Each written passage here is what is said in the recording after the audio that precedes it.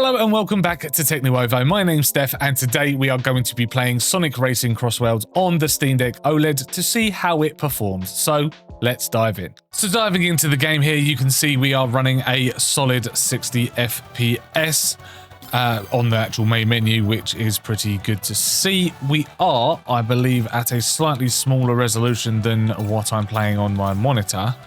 So let's dive into the extras, let's go down to the options, and let's dive into the graphics, because at the moment you can see we are at 1280 by 800, which is the native resolution of the Steam Deck at a full screen mode. VSync is switched off, graphics quality is set to custom, but inside of here you have also got low and high. If we do dive down a little bit further, you've got a 60 and a 30 option, which does lock the FPS there. Model quality at high, shadow quality at high, anti-aliasing at TSR, although yeah, there is different options for that. If you did turn it off, I don't think it will make a huge difference, to be honest with you, or whatever settings you picked. It's quite an easy game to run. Your reflections are at high, your ambient occlusion is at high, rendering scale at 50%, though we could set that to 100. Blur is off as well because I didn't really want any motion blur on my game. If I do go into the Steam Deck graphics settings, into performance settings, you can see at the moment we have disabled frame rate limit, but you can bring that back in if you wanted to. It's not going to make a difference because the game's locked at 60 anyway. Enable VRR switched off, allow tearing off, half rate shading, TDP limit, manual GPU clock, everything has been switched off. And we're not using a game profile on there. So let's dive into a race. So here we go. We have jumped into our first race. We're just running a quick Grand Prix here.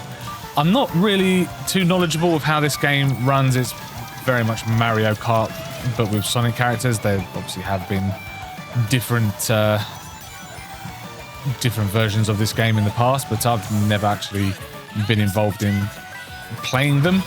But as you can see, we are currently running at a locked 60, and the game does feel really very, very smooth.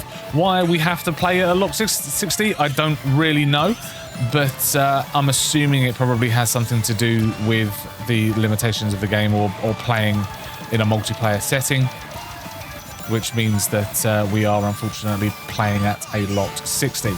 But at the 1280 by 800 resolution, this game is looking fairly decent, to be honest with you. It looks very nice. Now, unfortunately, because I am playing on a 1440p monitor, I think, unfortunately, this... Oh, I'm going to go... Oh, that was close.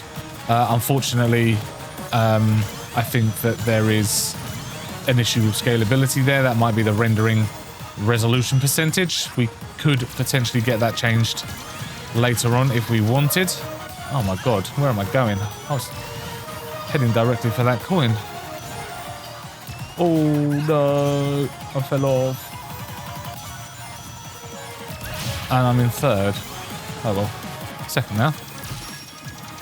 So yeah, we could always give that a try, just in case that is the thing that has caused issues.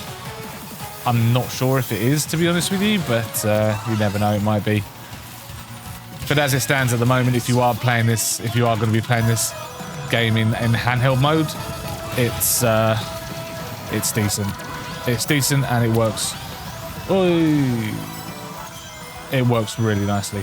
I've not noticed anything on different stages either, so it's not like it's just this stage that's performing really well. I've not noticed anything go wrong on any stage on this game, which is really nice. So we've got another stage, we've got another race. Not sure what this stage is actually called, but to be able to tell you which it's working on. But as you can see with the graphic settings we have selected, we are still running at very much a locked 60, and yeah, it's performing really nicely. I did just get someone with my bomb though, so that's worked out quite well.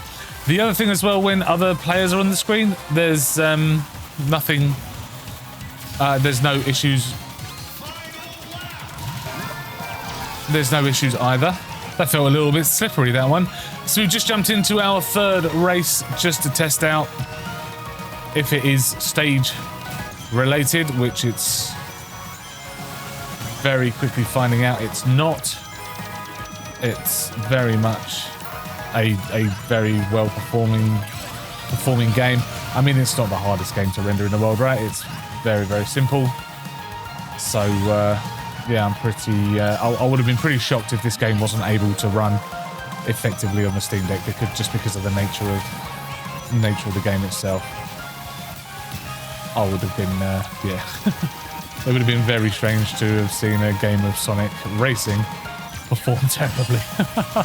Okay, and with that has been Sonic Racing CrossWorlds. Let us know your thoughts in the comments below. Is it something that you would pick up on the Steam Deck yourself to play on the go, or is it something you're just going to ignore? I thought it ran really, really well, and if you want something quite simple to play, then it's a decent option. It's not a bad racing game.